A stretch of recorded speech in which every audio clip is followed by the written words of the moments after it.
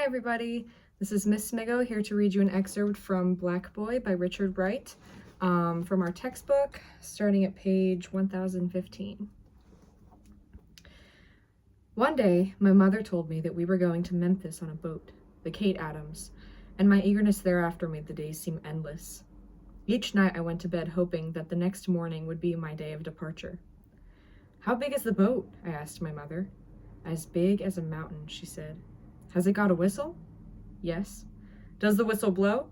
"Yes." "When?" "When the captain wants it to blow." "Why do they call it the Kate Adams?" "Because that's the boat's name." "What color is the boat?" "White." "How long will we be on the boat?" "All day and all night." "Will we sleep on the boat?" "Yes, when we get sleepy, we'll sleep. Now hush." For days I had dreamed about a huge white boat floating on a vast body of water, but when my mother took me down to the levee on the day of leaving, I saw a tiny, dirty boat that was not at all like the boat I had imagined. I was disappointed, and when time came to go on board, I cried, and my mother thought that I did not want to go with her to Memphis, and I could not tell her what the trouble was. Solace came when I wandered about the boat and gazed at people throwing dice, drinking whiskey, playing cards, lolling on boxes, eating, talking, and singing. My father took me down to the engine room, and the throbbing machines enthralled me for hours. In Memphis, we lived in a one-story brick tenement. The stone buildings and the concrete pavement looked bleak and hostile to me. The absence of green, growing things made the city seem dead. Living space for the four of us, my mother, my brother, my father, and me, was a kitchen and a bedroom. In the front and rear were paved areas in which my brother and I could play, but for days I was afraid to go to the strange city streets alone. It was in this tenement that the personality of my father first came fully into the orbit of my concern. He worked as a night porter in a Beale Street drugstore, and he became important and forbidding to me only when I learned that I could not make noise when he was asleep in the daytime. He was the lawgiver in our family, and I never laughed in his presence. I used to lurk timidly in the kitchen doorway, and I would watch his huge body sitting at the slumped table. I stared at him with awe as he gulped his beer from a tin bucket, as he ate long and heavily, sighed, belched, closed his eyes to nod on a stuffed belly. He was quite fat, and his bloated stomach always lapped over his belt. He was always a stranger to me, always somehow alien and remote. Hunger stole upon me so slowly that at first I was not aware of what hunger really meant. Hunger had always been more or less at my elbow when I played, but now I began to wake up at night to find hunger standing at my bedside, staring at me gauntly. The hunger I had known before this had been no grim, hostile stranger. It had been a normal hunger that had made me beg constantly for bread, and when I ate a crust or two, I was satisfied. But this new hunger baffled me, scared me, made me angry and insistent. Whenever I begged for food, my mother would pour me a cup of tea, which would still the clamor in my stomach for a moment or two, but a little later I would feel hunger nudging my ribs, twisting my empty guts until they ached. I would grow dizzy and my vision would dim. I became less active in my play, and for the first time in my life I had to pause and think of what was happening to me. "Mama, I'm hungry," I complained one afternoon. "Jump up and catch a cungry," she said, trying to make me laugh and forget. "What's a cungry?" "It's what little boys eat when they get hungry," she said. "What does it taste like?" "Well, I don't know." "Then why do you tell me to catch one?" "Because you said that you were hungry," she said, smiling. I sensed that she was teasing me, and it made me angry. "But I'm hungry. I want to eat." "You'll have to wait." "But I want to eat now." "But there's nothing to eat," she told me. "Why?" "Just because there's none," she explained. "But I want to eat," I said, beginning to cry. "You'll just have to wait," she said again. "But why?" "For God to send some food." "When is he going to send it?" "I don't know." "But I'm hungry." She was ironing, and she paused and looked at me with tears in her eyes. "Where's your father?" she asked me. I stared in bewilderment. Yes, it was true that my father had not come home to sleep for many days now, and I could make as much noise as I'd wanted. Though I had not known why he was absent, I had been glad that he was not there to shout his restrictions at me, but it had never occurred to me that his absence would mean that there would be no food. "I don't know," I said. "Who brings food into the house?" my mother asked me. "Papa," I said. "He always brought food." "Well, your father isn't here now," she said. Where is he? I don't know, she said. But I'm hungry, I whimpered, stomping my feet. You'll have to wait until I get a job and buy food, she said. As the days slid past, the image of my father became associated with my pangs of hunger, and whenever I felt hunger, I thought of him with a deep biological bitterness. My mother finally went to work as a cook and left me and my brother alone in the flat each day with a loaf of bread and a pot of tea. When she returned at evening, she would be tired and dispirited and would cry a lot. Sometimes, when she was in despair, she would call us to her and talk to us for hours, telling us that we now had no father, that our lives would be different from those of other children, that we must learn as soon as possible to take care of ourselves, to dress ourselves, to prepare our own food, that we must take upon ourselves the responsibility of the flat while she worked. Half frightened, we would promise solemnly. We did not understand what had happened between our father and our mother, and the most that these long talks did to us was to make us feel a vague dread. Whenever we asked why father had left, she would tell us that we were too young to know. One evening, my mother told me that thereafter I would have to do the shopping for food. She took me to the corner to show me the way. I was proud. I felt like a grown-up. The next afternoon, I looped the basket over my arm and went down the pavement towards the store. When I reached the corner, a gang of boys grabbed me, knocked me down, snatched the basket, took the money, and sent me running home in a panic. That evening, I told my mother what had happened, but she made no comment. She sat down at once, wrote another note, gave me more money, and sent me out to the grocery again. I crept down the stairs and saw the same gang of boys playing down the street. I ran back into the house. What's the matter? My mother asked. It's those same boys, I said. They'll beat me. You've got to get over that, she said. Now go on. I'm scared, I said. Go on and don't pay any attention to them, she said. I went out of the door and walked briskly down the sidewalk, praying that the gang would not molest me. But when I came abreast of them, someone shouted, There he is! They came toward me and I broke into a wild run toward home. They overtook me and flung me to the pavement. I yelled, pleaded, kicked, but they wrenched the money out of my hand. They yanked me to my feet, gave me a few slaps, and sent me home sobbing. My mother met me at the door. They beat me, I gasped. They took the money. I started up the steps, seeking the shelter of the house. Don't you come in here, my mother warned me. I froze in my tracks and stared at her. But they're coming after me, I said. You just stay right where you are, she said in a deadly tone. I'm going to teach you this night to stand up and fight for yourself. She went into the house and I waited, terrified, wondering what she was about. Presently, she returned with more money and another note. She also had a long, heavy stick. Take this money, this note, and this stick, she said. Go to the store and buy those groceries. If those boys bother you, then fight. I was baffled. My mother was telling me to fight, a thing she had never done before. But I'm scared, I said. Don't you come into this house until you've gotten those groceries, she said. They'll beat me, I said. Then stay in the streets. Don't come back here. I ran up the steps and tried to force my way past her into the house. A stinging slap came on my jaw. I stood on the sidewalk crying. Please let me wait until tomorrow, I begged. No, she said. Go now. If you come back into this house without those groceries, I'll whip you. She slammed the door and I heard the key turn in the lock. I shook with fright. I was alone upon the dark, hostile streets, and gangs were after me. I had the choice of being beaten at home or away from home. I clutched the stick, crying, trying to reason. If I were beaten at home, there was absolutely nothing that I could do about it. But if I were beaten in the streets, I had a chance to fight and defend myself. I walked slowly down the sidewalk, coming closer to the gang of boys, holding the stick tightly. I was so full of fear that I could scarcely breathe. I was almost upon them now. There he is again, the cry went up. They surrounded me quickly and began to grab for my hand. I'll kill you, I threatened. They closed in. In blind fear, I let the stick fly, feeling it crack against a boy's skull. I swung again, lamming another skull, then another. Realizing that they would retaliate if I let up for but a second, I fought to lay them low, to knock them cold, to kill them so that they could not strike back at me. I flayed with tears in my eyes, teeth clenched, stark fear making me throw every ounce of my strength behind each blow. I hit again and again, dropping the money on the grocery list. The boys scattered, yelling, nursing their heads, staring at me in utter disbelief. They had never seen such frenzy. I stood panting, egging them on, taunting them to come on and fight. When they refused, I ran after them and they tore out for their homes, screaming.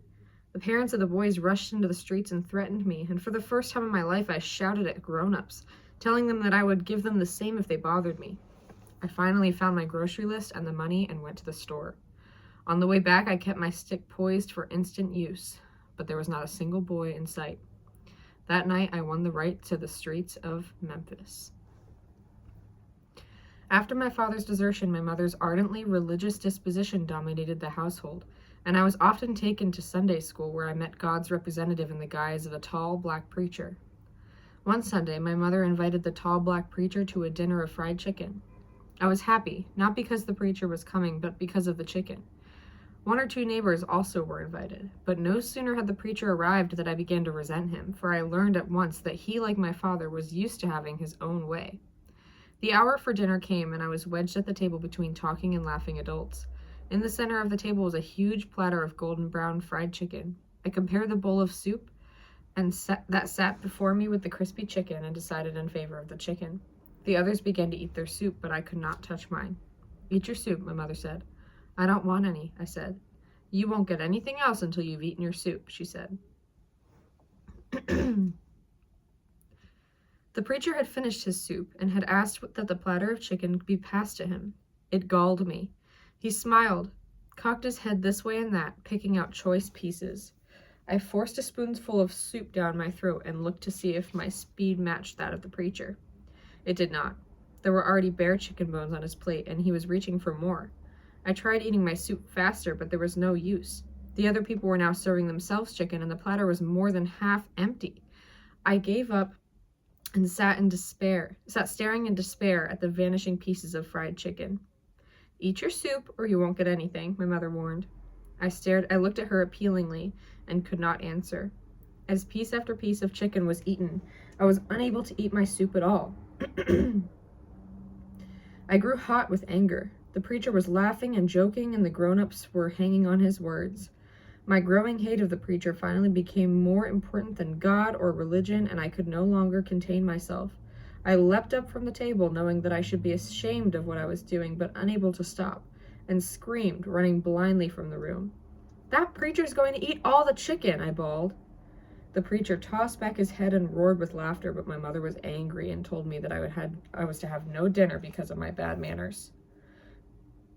When I awakened one morning, my mother told me that we were going to see a judge who would make my father support me and my brother. An hour later, all three of us were sitting in a huge, crowded room. I was overwhelmed by the many faces and the voices which I could not understand. High above me was a white face, which my mother told me was the face of the judge. Across the huge room sat my father, smiling confidently, looking at us. My mother warned me not to be fooled by my father's friendly manner. She told me that the judge might ask me questions, and if he did, I must tell him the truth. I agreed, yet I hoped that the judge would not ask me anything. For some reason, the entire thing struck me as being useless. I felt that if my father was going to feed me, then he would have done so regardless of what the judge said to him. And I did not want my father to feed me. I was hungry, but my thoughts of food did not now center around him. I waited, growing restless, hungry. My mother gave me a dry sandwich, and I munched and stared, longing to go home. Finally, I heard my mother's name called. She rose and began weeping so copiously that she could not talk for a few moments. At last, she managed to say that her husband had deserted her and her 2 children, and her children were hungry, and that they stayed hungry, that she worked, that she was trying to raise them alone. Then my father was called. He came forward jauntily, smiling. He tried to kiss my mother, but she turned away from him. I only heard one sentence of what he said. "I'm doing all I can, Your Honor," he mumbled, grinning. It had been painful to sit and watch my mother crying and my father laughing, and I was glad when we were home in the sunny streets. Back at home, my mother wept again and talked complainingly about the unfairness of the judge who had accepted my father's word. After the court scene, I tried to forget my father. I did not hate him. I simply did not want to think of him. Often when we were hungry, my mother would beg me to go to my father's job and ask for $1, a dime, a nickel, but I would never consent to go. I did not want to see him. My mother fell ill, and the problem of food became an acute daily agony. Hunger was with us always. Sometimes the neighbors would feed us, or a $1 bill would come in the mail from my grandmother. It was winter, and I would buy a dime's worth of coal each morning from the corner coal yard and lug it home in paper bags. For a time, I remained out of school to wait upon my mother. Then Granny came to visit us, and I returned to school. At night, there were long, halting discussions about our going to live with Granny, but nothing came of it. Perhaps there was not enough money for railroad fare. Angered by having been hauled into court, my father now spurned us completely. I heard long, angry, whispered conversations between my mother and grandmother to the effect that that woman ought to be killed for breaking up a home. What irked me was the ceaseless talk and no action. If someone had suggested that my father be killed, I would perhaps have become interested. If someone had suggested that his name never be mentioned, I would no doubt have agreed. If someone had suggested that we move to another city, I would have been glad. But there was only endless talk that led nowhere, and I began to keep away from home as much as possible, preferring the simplicity of the streets to the worried, futile talk at home. Finally, we could no longer pay the rent for our dingy flat. The few dollars that Granny had left us before she went home were gone. Half sick and in despair, my mother made the rounds of the charitable institutions seeking help. She found an orphan home that agreed to assume the guidance of me and my brother, provided my mother worked and made small payments. My mother hated to be separated from us, but she had no choice. The orphan home was a 2-story framed building and set amid trees in a wide green field. My mother ushered me and my brother one morning into the building and into the presence of a tall, gaunt, mulatto woman who called herself Miss Simon. At once she took a fancy to me, and I was frightened speechless. I was afraid of her the moment I saw her, and my fear lasted during my entire stay in the home. The house was crowded with children, and there was always a storm of noise. The daily routine was blurred to me, and I never quite grasped it. The most abiding feeling I had each day was hunger and fear. The meals were skimpy, and there were only 2 of them. Just before we went to bed each night, we were given a slice of bread smeared with molasses. The children were silent, hostile, vindictive, continuously complaining of hunger. There was an overall atmosphere of nervousness and intrigue, of children telling tales upon others, of children being deprived of food to punish them. The home did not have the money to check the growth of the wide stretches of grass by having it mown, so it had to be pulled by hand. Each morning, after we had eaten a breakfast that seemed like no breakfast at all, an older child would lead a herd of us into the vast lawn, and we would get to our knees and wrench the grass loose from the dirt with our fingers. At intervals, Miss Simon would make a tour of inspection, examining the pile of pulled grass beside each child, scolding or praising according to the size of the pile. Many mornings I was too weak from hunger to pull the grass. I would grow dizzy and my mind would become blank, and I would find myself, after an interval of unconsciousness, upon my hands and knees, my head whirling, my eyes staring in bleak astonishment at the green grass, wondering where I was, feeling that I was emerging from a dream. During the first days, my mother came each night to visit me and my brother. Then her visits stopped. I began to wonder if she too, like my father, had disappeared into the unknown. I was rapidly learning to distrust everything and everybody. When my mother did come, I asked her why she had remained away so long, and she told me that Miss Simon had forbidden her to visit us, that Miss Simon had said she was spoiling us with too much attention. I begged my mother to take me away. She wept and told me to wait, that soon she would take us to Arkansas. She left, and my heart sank. Miss Simon tried to win my confidence. She asked me if I would like to be adopted by her if my mother consented, and I said no. She would take me to her apartment and talk to me, but her words had no effect. Dread and mistrust had already become a daily part of my being, and my memory grew sharp, my senses more impressionable. I began to be aware of myself as a distinct personality striving against others.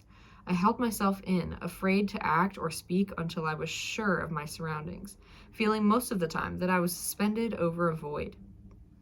My imagination soared. I dreamed of running away. Each morning I vowed that I would leave the next morning, and the next morning always found me afraid. One day, Miss Simon told me that thereafter I was to help her in the office. I ate lunch with her, and strangely, when I sat facing her at the table, my hunger vanished. The woman killed something in me. Next, she called me to her desk, where she sat addressing envelopes. "Set up close to the desk," she said.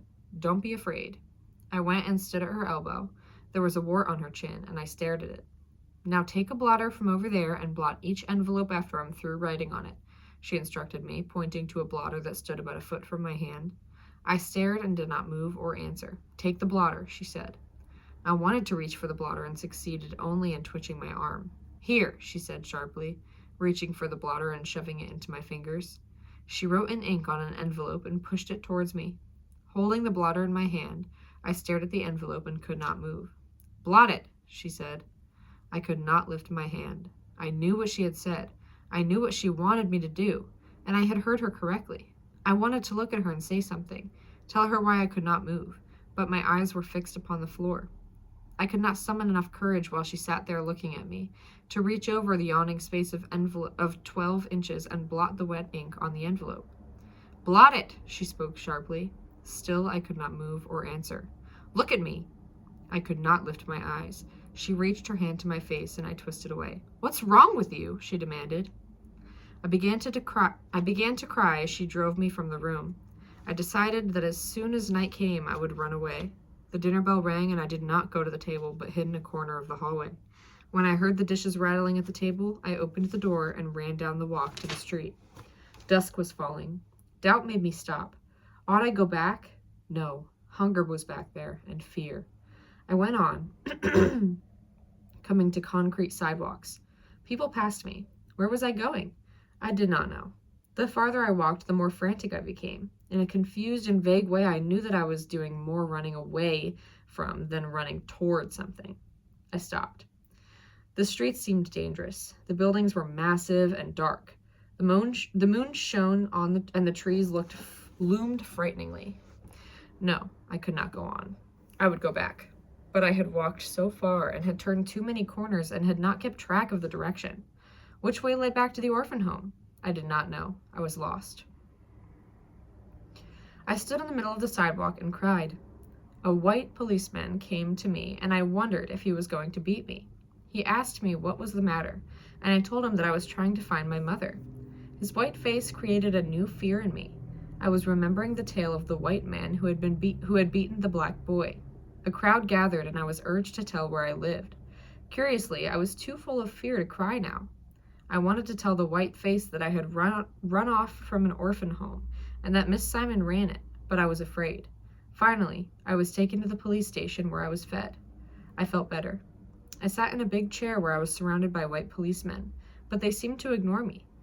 Through the window, I could see that night had completely fallen, and that lights now gleamed in the streets. I grew sleepy and dozed. My shoulder was shaken gently, and I opened my eyes and looked into a white face of another policeman who was sitting beside me.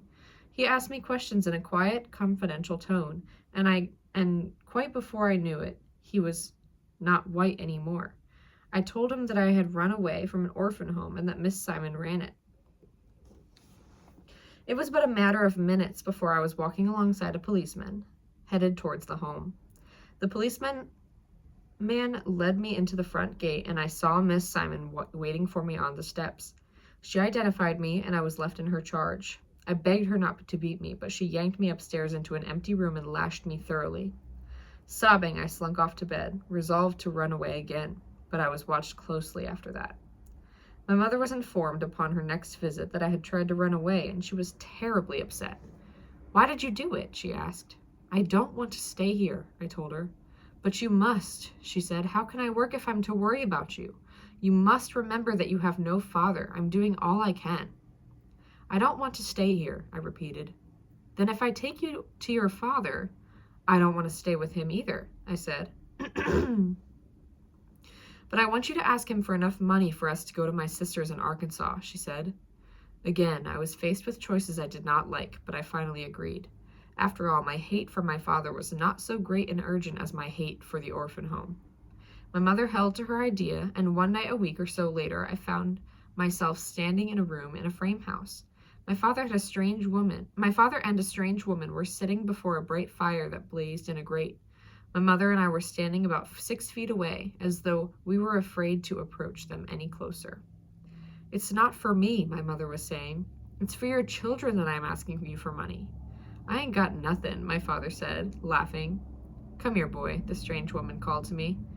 I looked at her and did not move. Give him a nickel, the woman said. He's cute. Come here, Richard, my father said, stretching out his hand. I backed away, shaking my head, keeping my eyes on the fire. He is a cute child, the strange woman said. You ought to be ashamed, my mother said to the strange woman. You're starving my children. Now don't you all fight, my father said, laughing. I'll take that poker and hit you, I blurted out at my father. He looked at my mother and laughed louder. You told him to say that, he said. Don't say such things, Richard, my mother said. You ought to be dead, I said to the strange woman. The woman laughed and threw her arms around my father's neck. I grew ashamed and wanted to leave. How can you starve your children? My mother asked. Let Richard stay with me, my father said.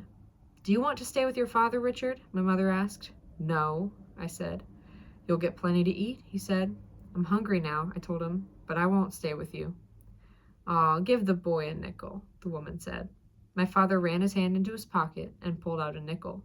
Here, Richard, he said. Don't take it, my mother said. Don't teach him to be a fool, my father said. Here, Richard, take it. I looked at my mother, at the strange woman, at my father, then into the fire. I wanted to take the nickel, but I did not want to take it from my father.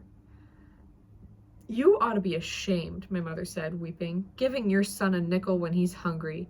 If there's a God, he will pay you back. That's all I got, my father said, laughing again and returning the nickel to his pocket.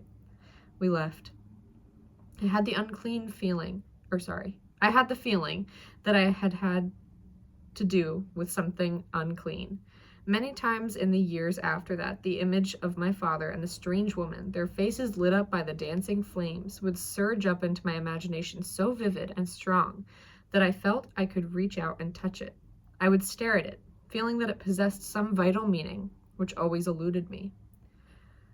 A quarter of a century was to elapse between the time when I saw my father sitting with the strange woman and the time when I was to see him again, standing alone upon the red clay of a Mississippi plantation, a sharecropper clad in ragged overalls, holding a muddy hoe to his gnarled, veined hands. A quarter of a century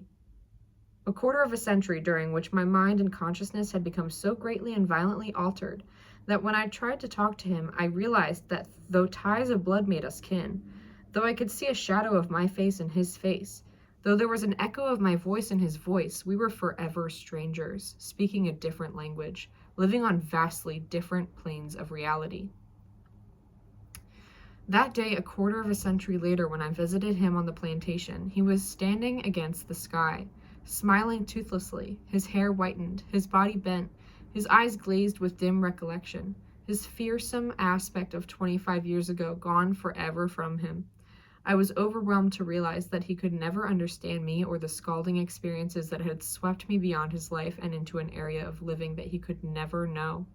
I stood before him, poised, my mind aching as it embraced the simple nakedness of his life, feeling how completely his soul was imprisoned by the slow flow of the seasons, by wind and rain and sun, how fastened were his memories to a crude and raw past, how chained were his actions and emotions to the direct animalistic impulses of his withering body. From the white landowners above him, there had not been handed to him a chance to learn the meaning of loyalty, of sentiment, of tradition. Joy was as unknown to him as was despair. As a creature of the earth, he endured, hardy, whole, seemingly indestructible, with no regrets and no hope. He asked easy, drawling questions about me, his other son, his wife, and he laughed, amused, when I informed him of their destinies. I forgave him and pitied him as my eyes looked past him into the unpainted wooden shack. From far beyond the horizons that bounded this bleak plantation, there had come to me through my living the knowledge that my father was a black peasant who had gone to the city seeking life, but who had failed in the city, a black peasant whose life had been hopelessly snarled in the city, and who had at last fled the city, that same city which had lifted me in its burning arms and borne me toward alien and undreamed of shores of knowing.